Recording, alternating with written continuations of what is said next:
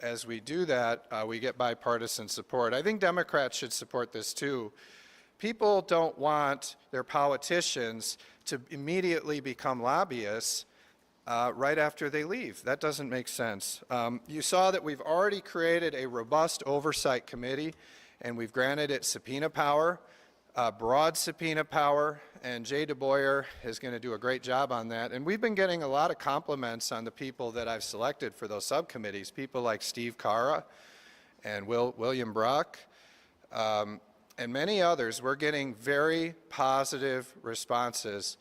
And, you know, I was just talking to Steve Carra last night about, you know, some of these economic development deals. I mean, you look at this Ford deal, you know, we created SOAR. It really, you know, I don't think when we created SOAR, we really contemplated the idea that you give them the money, and then Ford comes back and says, hey, we need 2 more years, and then they just give them 2 more years, and they just extend these things forever without creating the jobs. So you look at that Ford deal, that's getting worse and worse and worse.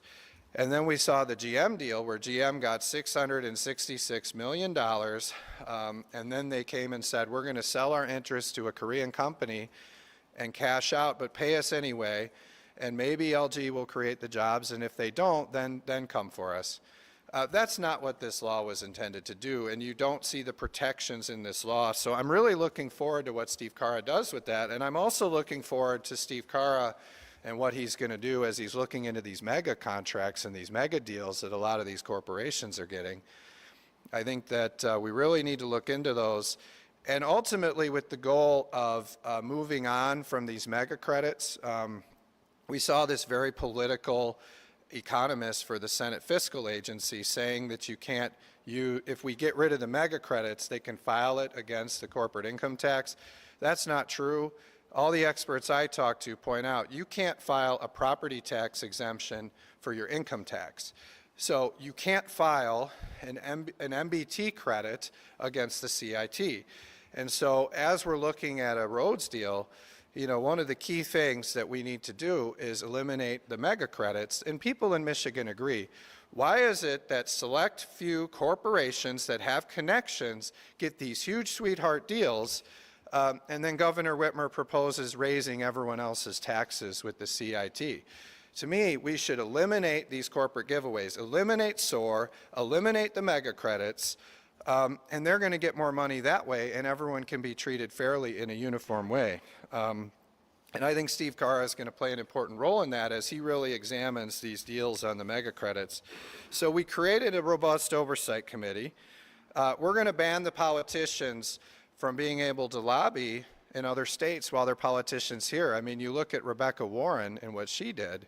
She became a lobbyist in other states and then said, well, I don't have a conflict of interest. And of course, our Attorney General did nothing about that. She was too busy prosecuting her political opponents.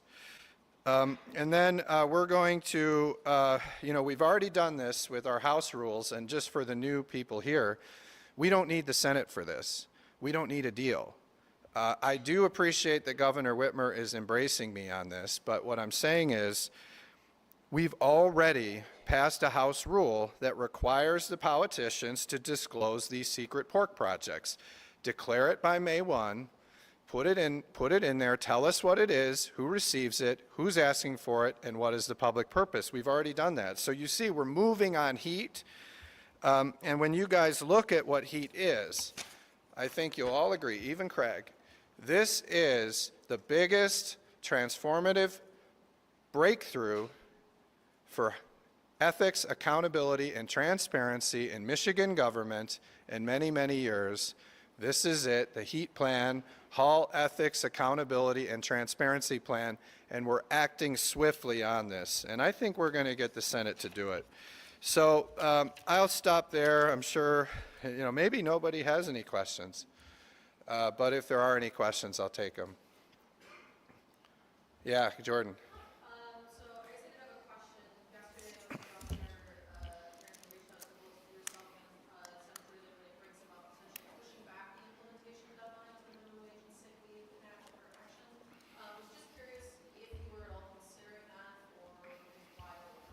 Yeah. Well, number one, I've built a very good relationship with the governor. I mean, you see a lot of really positive things happening here. I mean, you saw the governor embrace my plan to stop these secret earmarks and to disclose who's asking for these earmarks, what is the public benefit, and putting those out before a vote, and I think that's going to be a big deal. I put out and I want to give Channel 3 credit, and they're not here, but Channel 3 in Kalamazoo, their headline is, Whitmer proposes roads plan months after Hall. And that should really be all of your headline, because I put out a roads plan last year for $2.9 billion, I think, or was it $2.7 billion, and then I came up with one for $3.1 billion, and we did it by focusing on the existing money that the Treasury found, getting rid of a lot of the earmarks, and then prioritizing roads over corporations. And you do that with this sales tax shift, and you can come up with $3.1 billion without raising taxes. And I will answer your question. What Whitmer said, though, Whitmer's saying, let's do it just by raising taxes. But I will say this, she did agree to $500 million in cuts. I mean, you ask yourself, I don't even know if Governor Snyder agreed to $500 million in cuts when he was there. So say this, where you start, I put a plan out on roads. Governor Whitmer started out the negotiations by agreeing with half of it. You think about it.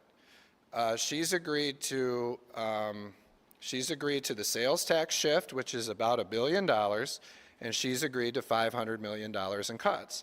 Now, I'm saying we can get there pretty much with cuts if we prioritize roads over corporations. Now, the other half, Whitmer is proposing tax increases. And I don't think we should raise taxes to fix the roads. I think we can do it by prioritizing roads over corporate giveaways for a select few connected corporations. So we'll debate the rest of it, but I give her credit. I mean, this is the first time in 6 years that she's put a plan on the table since her 45-cent gas tax increase, which not one legislative Democrat had the guts to introduce. Now Whitmer and I, we had a good conversation yesterday talking about the sick leave policy and the tip credit. And I'll just say, I understand why Governor Whitmer's frustrated, because Senate Democrats have done nothing to act on this for months. And we see them fumbling around. They can't even get a bill out of their chamber on minimum wage or sick leave to save our workers and make sure they have good sick leave plans. Where the House has a bipartisan bill that I worked on with Jay DeBoyer and John Robb that passed weeks ago that's been sitting in the Senate chamber. So look, if I was Governor Whitmer, I'd be frustrated too by the ineffectiveness and inaction of Senate Democrats who are not able to get a bill out of their chamber to address minimum wage or tip credit. With that said, though, I would like to get a deal done by February 21. And that's what I'm focused on. I think that we need to solve these problems now. And I don't like the idea of kicking the can down the road another 5 months just to get right back to where we are today. Let's solve the problem now, and that's what I'm committed to and what I believe in. Yeah, Craig.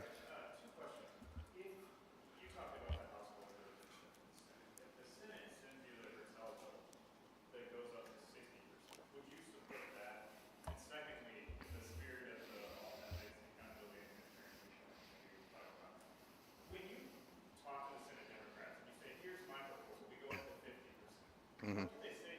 Do they say, we won't support that? Do they say, hey, look, we're going to talk about that? I mean, can you give us some insight on where they're at? Well, and don't you think I'm the most transparent quadrant leader that you've worked with in a while?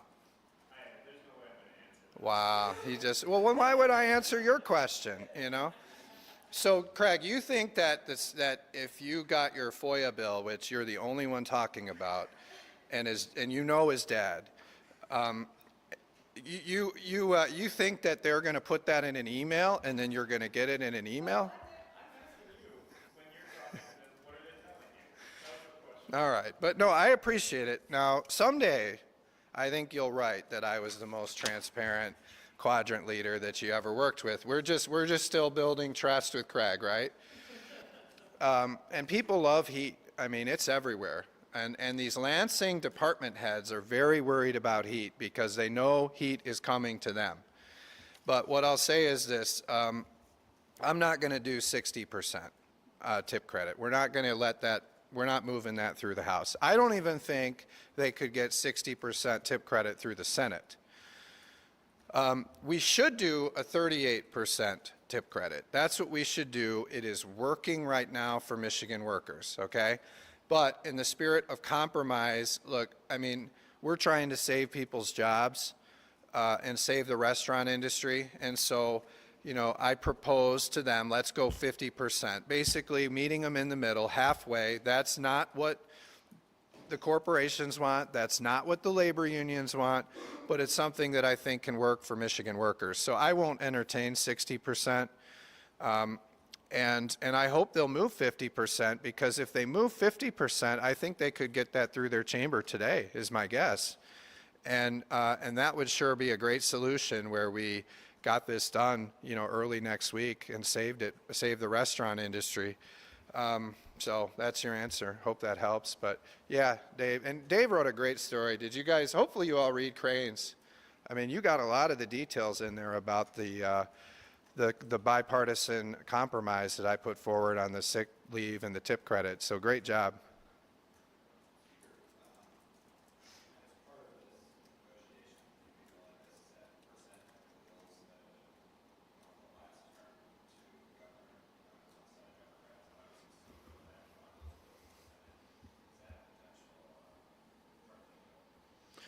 We're not going to negotiate on something that most legal experts believe I don't have a constitutional duty to present.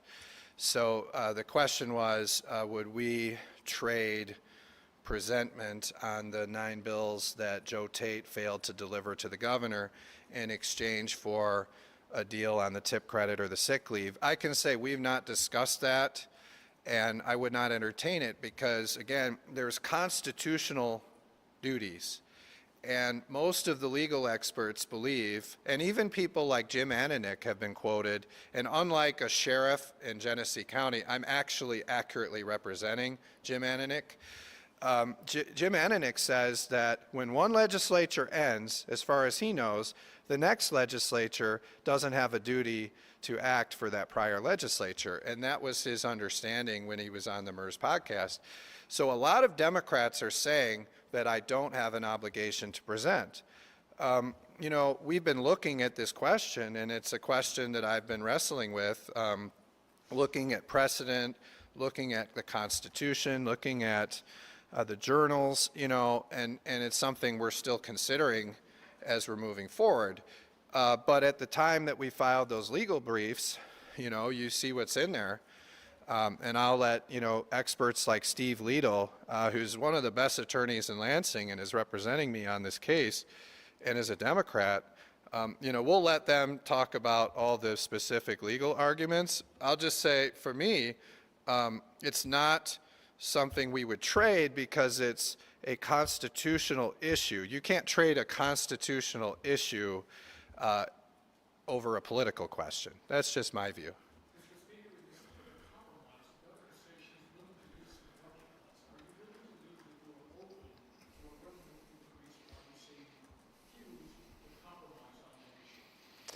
Well, I'll say this. I mean, you look at what the national Republicans put out.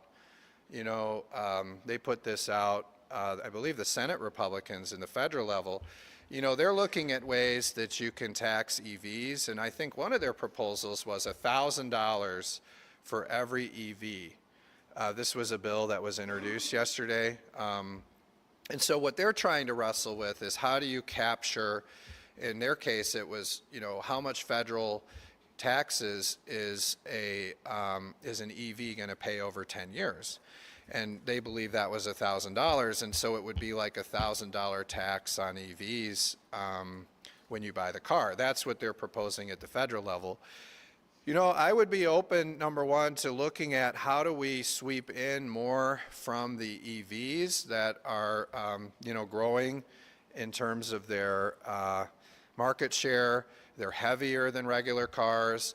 and we're not capturing all the activity. So I would look at that. You know, we're going to look at some of Governor Whitmer's proposals, and I give her credit for putting them out there.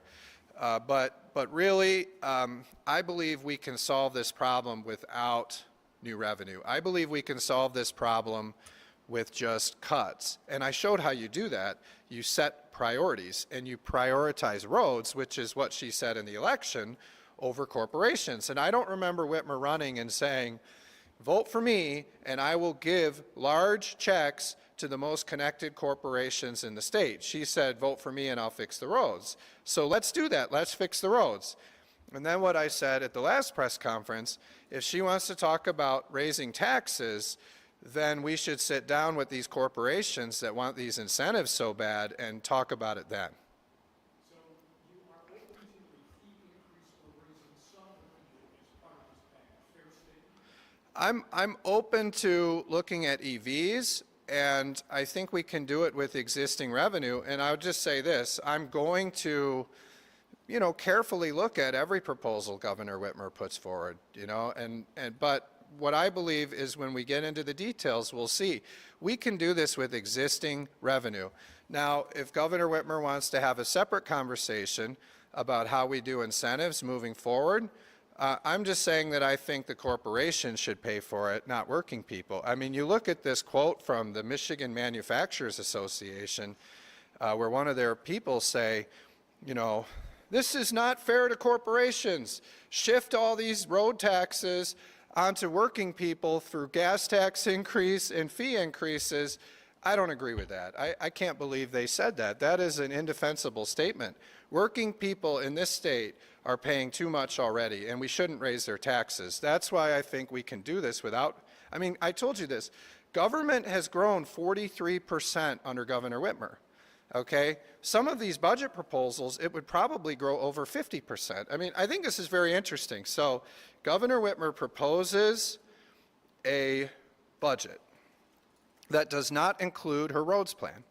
And then you guys all write stories saying, you know, this is just a couple percentage points increase over the last one. And then the next day comes the rest of it. The other, what is it, $3 billion? If they had included that in their budget presentation, you guys would be saying, oh my goodness, what a huge increase in the budget. By bifurcating that, that isn't the way a lot of the press covered it. They should cover it that way. This makes Whitmer's budget proposal a huge increase. I would bet you, Gideon, did we run the numbers on this? 47%. So, all right, government has grown 43% today. It'll grow over 47% if we raise taxes the way Whitmer wants to under her term. I'm just saying most people would say 43% is enough to fix the roads. We don't need more taxes. Let's set better priorities. With Ann Bolin going through every budget line item and finding value for your dollars, combined with prioritizing roads over corporations, you can do it without raising taxes. So are you looking to raise the CIT earmark for the roads? No, Why not? because I think we have enough money. We have enough money without dedicate. You just agreed here philosophically to a fee increase. Why not use the CIT to do it? Because I think we have enough money, and I think that a conversation about the CIT should really be about the next subject that's coming up, which is all the incentives that Governor Whitmer wants to do. Because what I'm proposing is I'm proposing getting rid of all the incentives, getting rid of the mega credits, and getting rid of the SOAR fund, and getting rid of the Community Housing Development Fund, and getting rid of the RAP fund. And this is the placemaking fund that we're talking about when we talk about RAP. So when we get rid of all of those things to fix the roads and prioritize roads, if Governor Whitmer wants to have a conversation when we're done with that, where she's talking about how to do the incentives, and we bring the corporations to the table and we say, look, if you guys want the incentives, you're going to pay for it, I would have that conversation with her. But they're separate conversations. And by the way, if you kept all those corporate incentives in place, then I would never support a conversation about the CIT. Yeah.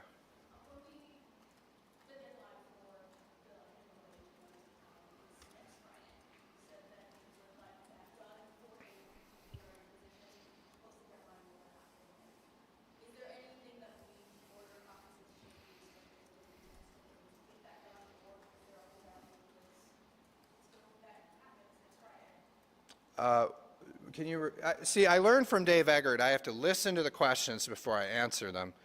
So just, well, because when I start talking before I hear the whole question, and then you guys say, Matt, you said this, and it's a mess. So say it, yeah.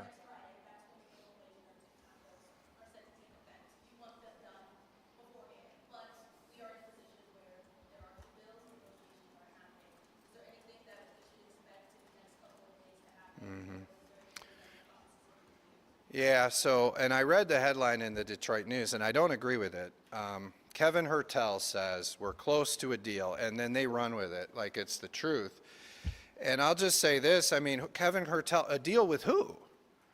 You know, a deal with who? That was when I read the question, when I read the headline, I said, a deal with who? Because I'm not talking to Kevin Hertel so far, and as far as I'm concerned, you know, that was an inaccurate statement by Kevin Hertel. I actually think that Kevin Hertel is part of the problem here, and I wish that the restaurant workers and the, you know, all these employees across the state that are about to lose their jobs, you know, they should be, you know, looking to these Senate Democrats, people like Kevin Hertel, and asking them to come to the table for a middle-of-the-road compromise. Like Kevin Hertel says, if we just do it 100% my way, then we'll get a deal. And I think we're close. You know, that's what he's saying, okay? What the Republicans are saying is, that's not how it works up here. You don't get 100% your way, Kevin Hertel and the Senate Democrats. You got to compromise. That's why Kevin Hertel's at 60%. We were at 38%. Let's meet in the middle at 50%, okay? That's a compromise. And I think that they should take that deal today and they should move that bill.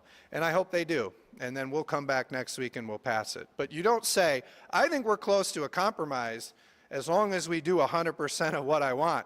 Kevin Hertel needs to learn that's not how it works up here. And that's not how it works in life.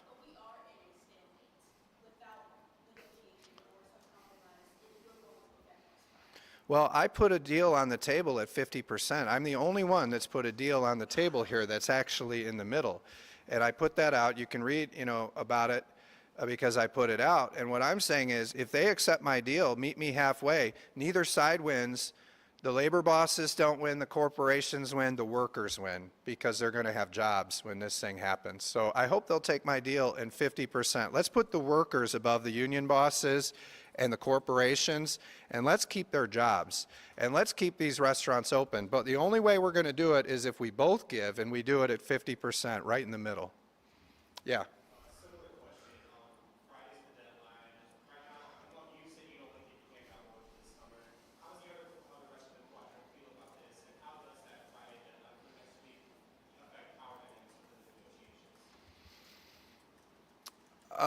How does the rest of the quadrant feel about what?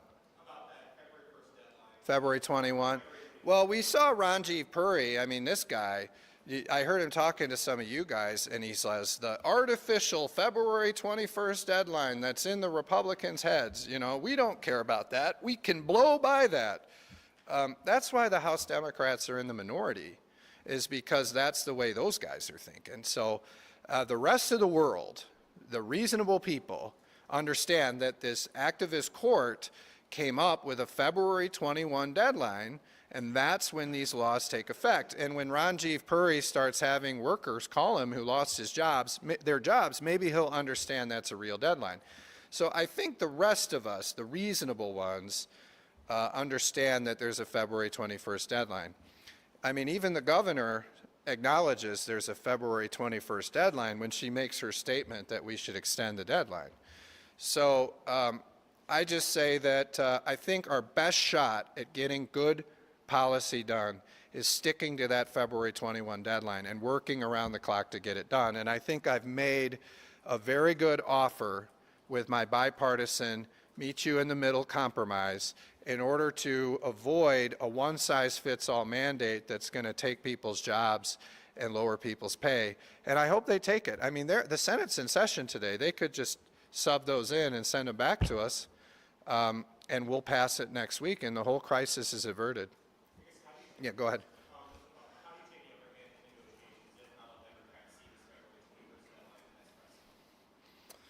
Well, I look, what I'm going to do is we're going to put reasonable proposals out there.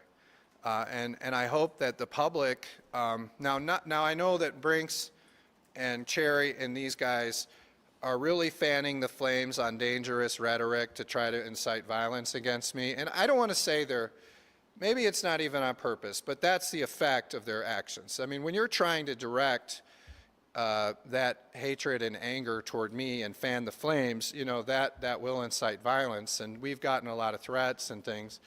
But I'll say that when it comes to this, in a respectful, peaceful way, I think that people should go to these Senate Democrats and help them to understand how business works, and help them to understand how important your job is, and how important it is that you're able to get tips, and how important it is that your employer stays open and you have a job, and also that you get a fair sick leave policy. So I hope people in a peaceful way will talk to their Senate Democrats, because this deadline is coming on Friday and we got to get something done. Yeah. Should we expect the session schedule to stay the same, or should we expect long nights as speaker, extra session Yeah. days? So what I've told our caucus is let's prepare to be here all day Thursday and Friday if we need to.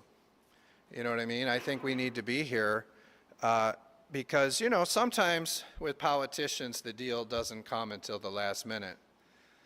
And so we're going to be here to try to get this thing done for our workers. I think that's what our workers expect of us, is to be here at work to get this thing done before the deadline. Yeah.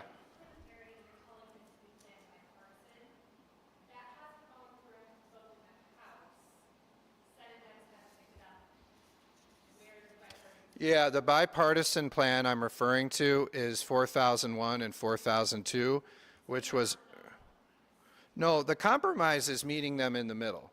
And thanks for that clarity.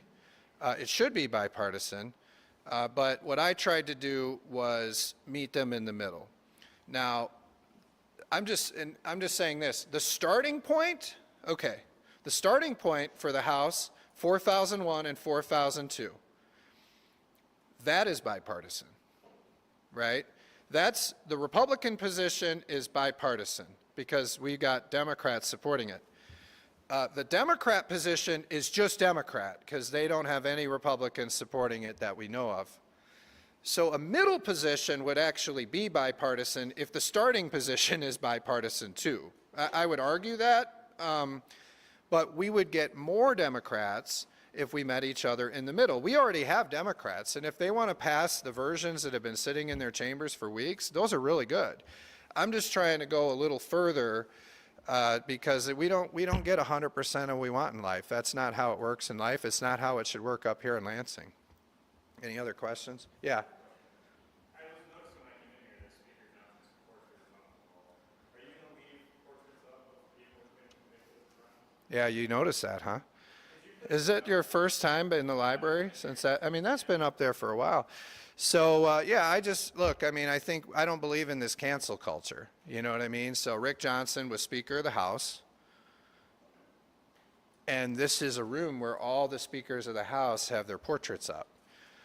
And so I think one of the lessons that we learned in the last election is people are sick of this cancel culture. Was Rick Johnson Speaker of the House, Craig? Yeah, so he goes up in the Speaker's library. If I disagree with what Rick Johnson did after he was Speaker, I shouldn't cancel him in the Speaker's library. So I put it back up.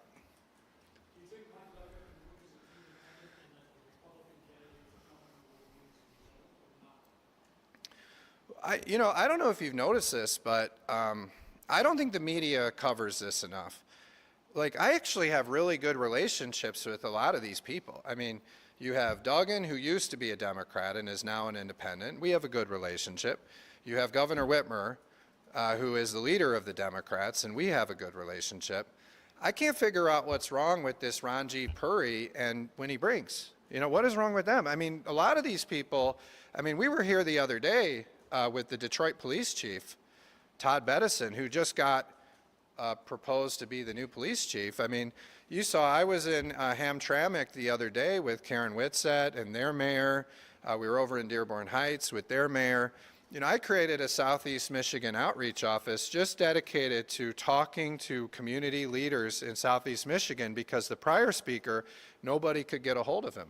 We're going to be making inroads with Mark Hackle in Macomb County, with Warren Evans, with Mike Duggan, with a lot of people. So we've got a great relationship in terms of your question.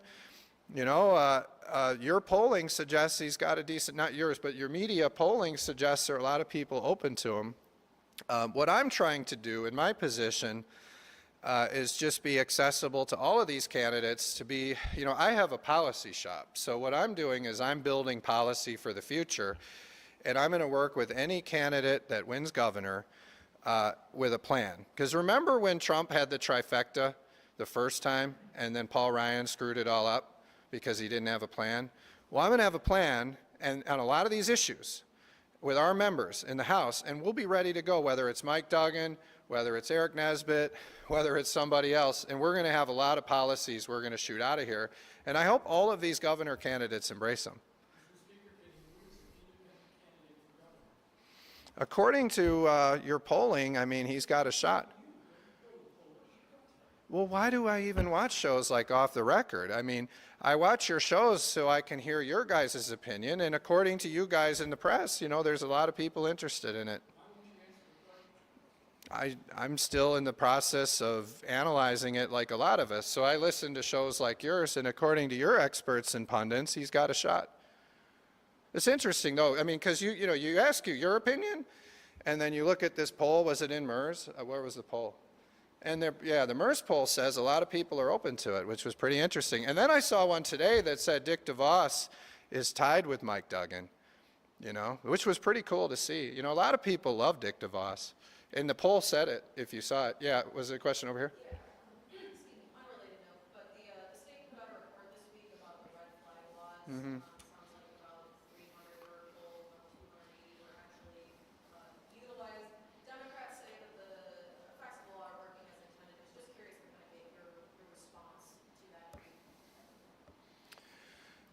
Yeah, I mean, you know, as you know, and I just want to acknowledge, you know, today being the anniversary of what happened, that terrible shooting at Michigan State University, and you know, we all remember how we felt when that happened and how shocking it was that something that tragic could happen here in Lansing. You know, it's just incredible to relive and think about those moments and the families. You know, you remember right after that happened, we had some of the families, we had some of the law enforcement there in the House chamber. Everybody came together a couple days later to thank all the brave first responders that helped make that less of a tragedy by getting there quickly and finding this guy, you know. So it was just devastating what happened. But to answer your question, you know, it's been very interesting to look at your reporting on this, both on the safe storage and the red flag. I mean, it's been interesting to look at the data on that. So, when I looked at it, you know, it was interesting. I mean, you see a lot of these are ex parte hearings. I mean, there were quite a few of them that got dismissed and other things happened.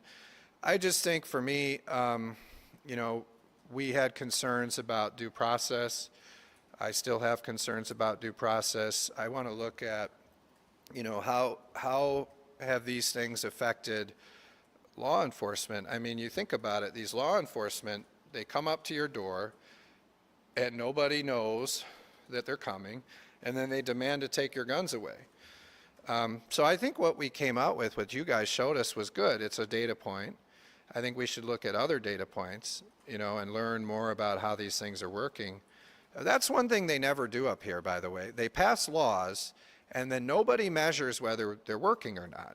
And so we should look at it. I have constitutional concerns about a lack of due process. That's why I voted against it. But also, you know, I voted for the safe storage laws. And, you know, you look at that, and you know, I read the article on that the other day.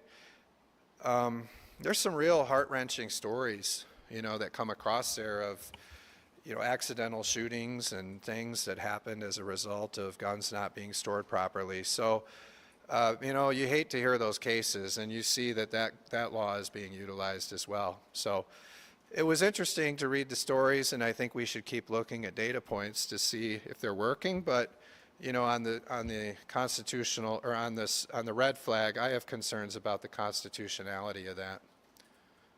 Any other questions? All right. Well, thanks everybody. Where's that guy from Michigan Advance that always pops in right now to ask? All right. Well, enjoy Senate session. I hope we have a successful day over there. Thank you.